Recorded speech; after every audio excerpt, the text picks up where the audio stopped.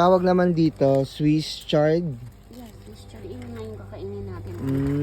Ito yung ibabalot dun sa fish. Okay. Ang kapal ng ano niya, ante, no? Masarap yan. These are beets. Ito naman, beets to. Wow. Parang bagong tanim mo lang yan, ah. O bagong tanim yan ni Uncle mo. I don't have time for yung mga tanim-tanim siya ang ano. Okay, ito rin, beets din to. Wow.